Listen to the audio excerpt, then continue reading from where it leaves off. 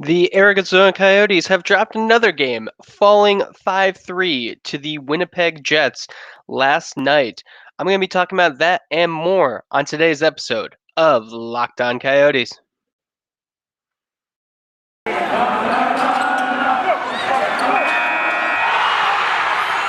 You're Locked On Coyotes, your daily podcast on the Arizona Coyotes, part of the Locked On Podcast Network, your team every day.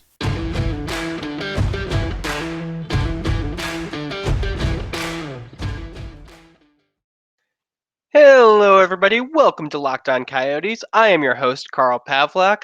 Unfortunately, it's going to be just me today. Robin is still out dealing with some personal issues. She will hopefully be back later this week. Before we get started, I do want to thank everyone for making this your first listen of the day. And I want to thank our title sponsor today, Bet Online. Today's episode is brought to you by Bet Online. Bet Online has you covered this season with more props, odds, and lines than ever before. Bet Online, where the game starts. So, yeah, I just want to briefly talk about the Coyotes game last night. They fell, well, not last night. It was an afternoon game, which in general I'm in favor of. Afternoon games are really nice. You get a real good chance of getting like everything done early and still having your night. So if the Coyotes lost, it didn't ruin your entire night. You're not going to bed thinking about that. It's kind of nice, especially for a team this season. But they did fall. They fell 5-3. Not one of their worst losses. Let's be clear.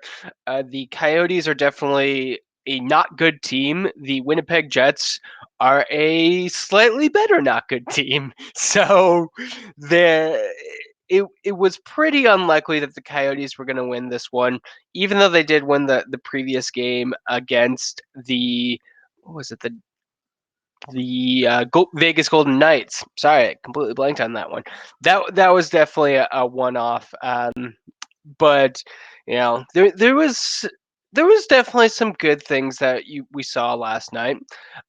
First and foremost, the Barrett Hayton goal was just phenomenal. I'm sure you have already seen a video of it on Twitter, on social media. It's popped up in my news feed. It is just a classic move by Barrett Hayton. One of the reasons why the team drafted him fifth overall was because hopefully he would be able to do things like that while providing a solid defensive core. And I mean, I'm not saying that Hayton's development has been perfect. It's definitely been hampered by injuries, but he's looked better. He has definitely improved this season. Spent all year or most of the year with the Coyotes. I believe he briefly went down to Tucson to start out.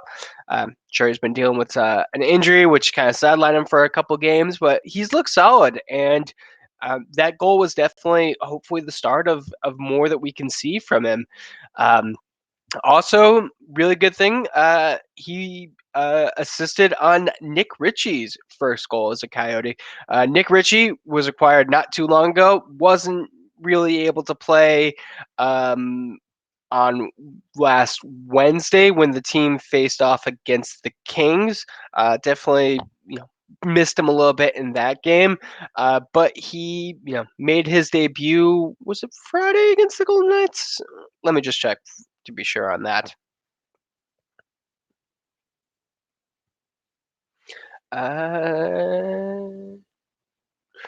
Richie, yep, it was Friday against the Golden Knights. Got his first goal as a Coyote last Sunday. What a goal!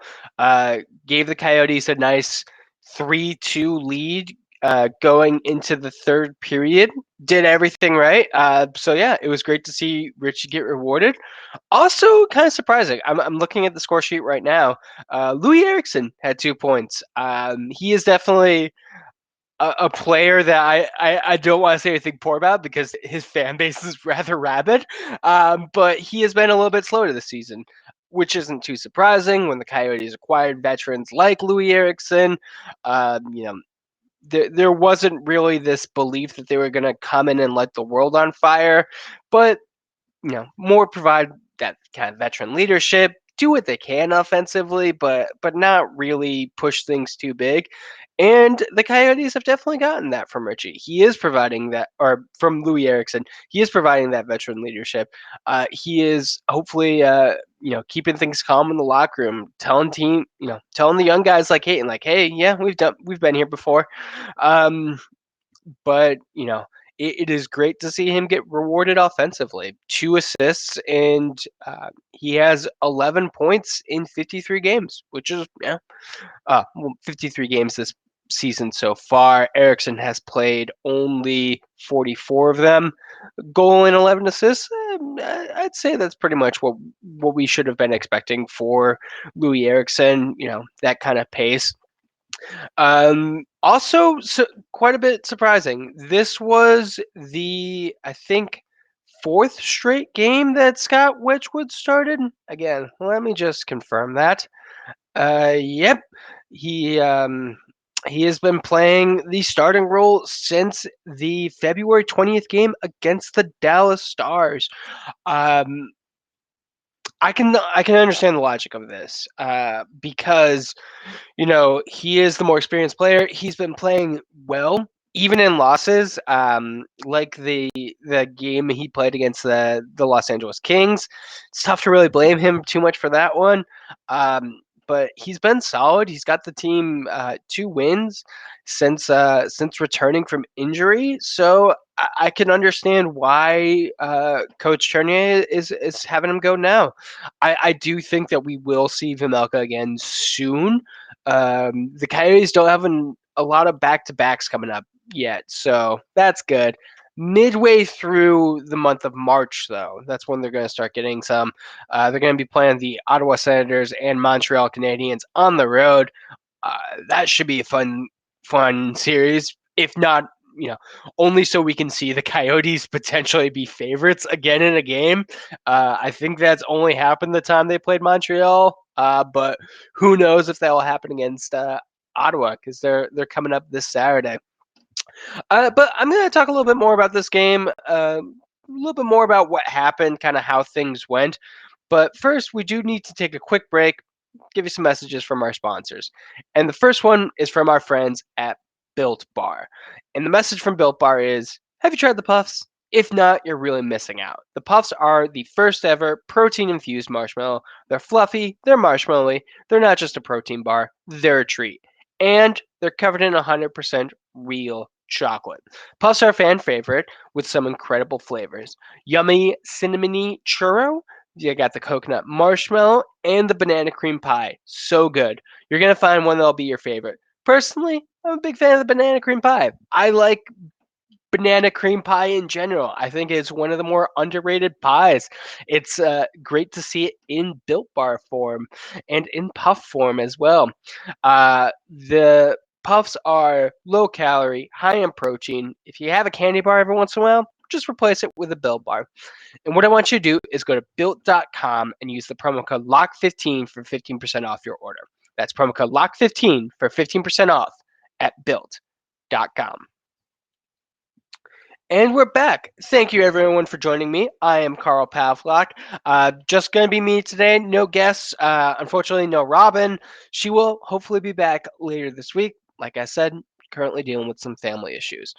And I do just want to finish talking about the game yesterday because it was unfortunate to see the Coyotes fall apart in the third period. I am not sure if that counts as a third period collapse. The Coyotes' collapses have been rather infamous all season, but they tend to be, 3 goals given up in quick succession. Blake Wheeler got his 7th from Stastny, and Kyle Connor got his 31st from Shnechnikov. Apologies if I mispronounced that name, but that's just 2.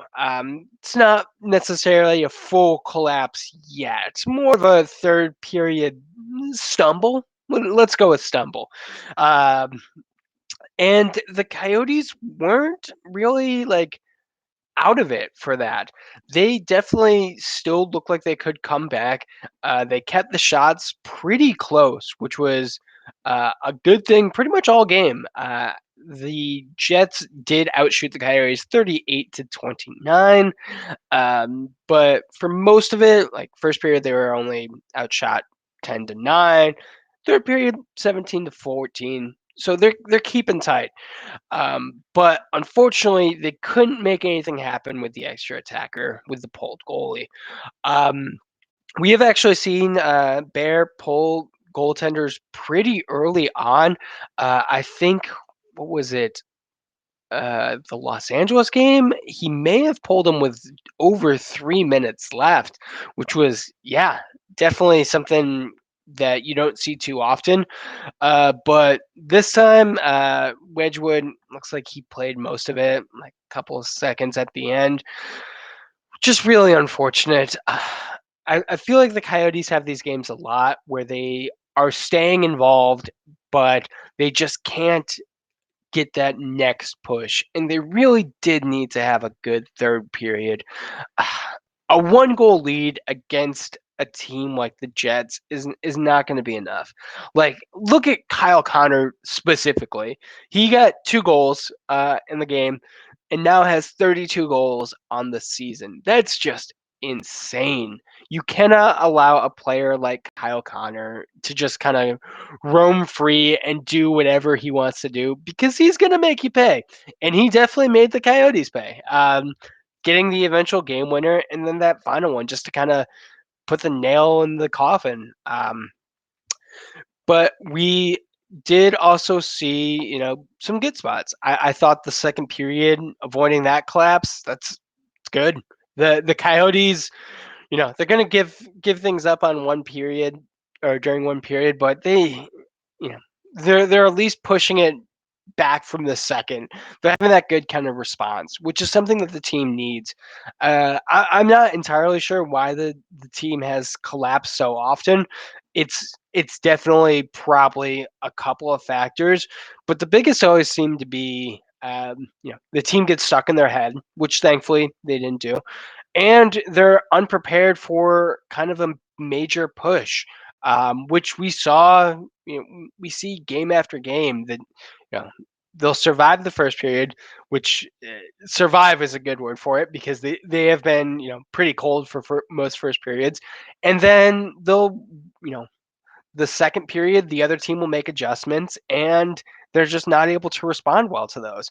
I don't know if it's a preparation thing. I don't know if it's a talent thing. I don't know if it's a coaching thing, but it seems to have resolved itself for now. There's still plenty of games left in the season, so I'm not sure if it's completely gone. But for now at least, the Coyotes are at least doing okay in the second. They just need to find a way to play a full, complete game. Also, just get the power play going. That was a non-factor in the last game. There was only two penalty or sorry, there were uh, 3 penalties called. No actual power plays though, um, because the uh, uh, the other one, there was 2 matching late in the second period, and then Kolyachonok got a holding on a breakaway, which led to a penalty shot. So, they didn't have a chance to get anything going on the power play, which is unfortunate. Just in general, the Coyotes, they always need to be working on the power play. But that is it for last afternoon's game. I almost said last night. It was not at night. It was at 2. I'm going to be talking about one more thing. But first, another quick word from our sponsors. This time from our friends at BetOnline. BetOnline wants you to know that while football may be over this season, basketball is in full steam for both pro and college hoops. For all of the latest odds, totals, player performance props, to where the next fired coach is going to land, betonline.net is the number one spot for all your sports betting needs. And it's not just basketball. BetOnline.net is your source for hockey, boxing, and UFC odds, right down to Olympic coverage and information. Head over to the website today or use your mobile device to learn more about the trends and action. BetOnline. where the game starts. And again, this is Carl Pavlak joining you for a solo episode. Just kind of wanted to talk about last night's game. And one other thing that we just haven't really had a chance to talk to about. I'm sure that once Robin returns, we will go into a little bit more detail about this, especially because she is very familiar with the player. But for now, I just want to talk to you guys a little bit about Dysin Mayo because he just signed us a 3-year contract, which is great. Dysin Mayo is one of the Coyotes' many young defensemen who have really stepped up in this time. They've He's been given an opportunity to play, and he is playing. He is playing really well. Uh, I do not believe he had a point in his last game, but he's played 44 games this season, 3 goals, 3 assists, um, and that's in his first season in the NHL, which is a pretty phenomenal first year for him. He is 25 years old and a native of Victoria, BC. Hey, fun fact, when I worked for the Harlem Globetrotters, I did group ticket sales, and one of them, I believe, was in Victoria. So that's pretty cool. Um, Closed cap friendly. So let me see if I can get some details on his contract. 3 years, listed at 2,850,000. Yeah, right below 3 million. Pretty nice. Gonna have a cap hit of 950,000 all 3 years. Respectable. This was his looks like fourth contract. Initially signed. Oh, blast from the past right here. Don Maloney signed Dysin Mayo to his entry level contract. That's been a while since I've heard that name.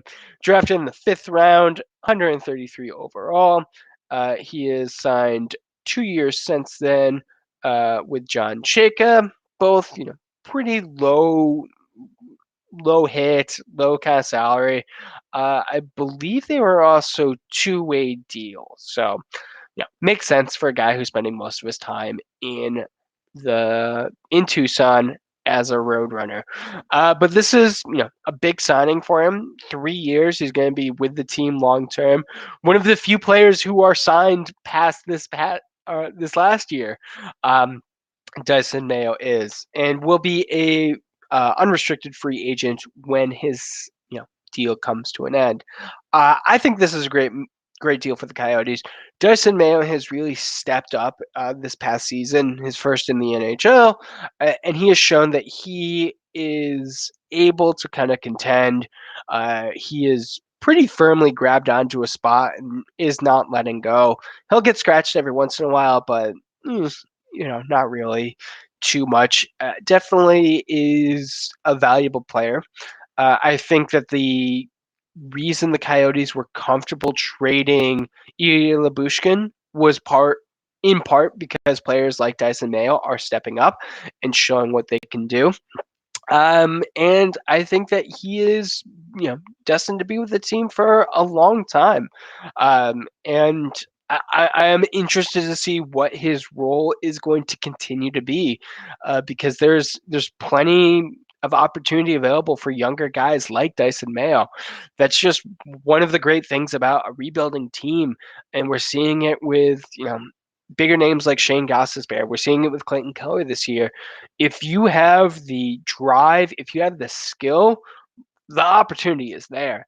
This isn't like some of the other pack teams where like you'll have a guy you think they could be good, but there's just no room in the lineup for him. Like Coyotes have all the room in the world, so it's definitely one of those things where Mayo is able to step up. Seeing this deal, it does make me think what is going to happen with some of the other Coyotes players, like Kyle Capobianco is a name that really stands out to me. He signed a 1-year deal. He's a pending restricted free agent, looks like, but he hasn't really impressed in the same way that Mayo has. Mayo, I mean, let's be fair. Mayo is 1 year older, a little bit further along in development, so that makes sense. But Capobianco has had all the opportunities in the world with the Coyotes this year. Granted, he has had to deal with some injuries, but he's seen players like Yanis Mosier come up and take a spot from him. He has seen Dysin Mayo take a spot. And as I mentioned earlier, Vladislav Kolyachonok has been up for a couple games. He was just drafted or no, he was acquired as part of a trade. I always think that we drafted him for some reason. Um, but he was acquired from the Florida Panthers. I, I don't really think anyone was really expecting him to come up and be on an NHL roster, but he's already played 7 games. I think that is just going to continue. So, you know, good for Mayo, but this is also going to be putting some pressure on some of the other players, which is great. Like they need that kind of motivation. They need to think that especially for a player like Capobianco, I feel like he needs to have a guy who's like chomping at the bit to kind of motivate him more. Don't make it like completely unattainable, but definitely make sure that he has proper motivation. But that's it. Like I said, this one's kind of short. Just wanted to talk about last game, talk about Dyson Mayo. We will hopefully be talking a little bit more about him later. Hopefully, Robin will be able to provide some stories watching him with the Tucson Roadrunners. That'd be great. Would really like to get kind of her perspective on how Mayo has evolved over the years. If you're interested in more Locked On content, check out our fantasy hockey podcast. That is definitely a good one for you to give a listen. You can follow the podcast online. We are on Twitter at LO_Coyotes. We are also on Facebook, Instagram, available pretty much anywhere you can get your podcasts, Stitcher, Apple Podcasts, Google, oh, you know where to find podcasts. If you're watching, we're on YouTube as well, so feel free to like and subscribe there. You can follow me at Carl Pavlak FFH. I want to thank everyone for tuning in and listening. Hope everyone has a great rest of your day. Hope everyone's staying safe out there, and don't forget to howl on.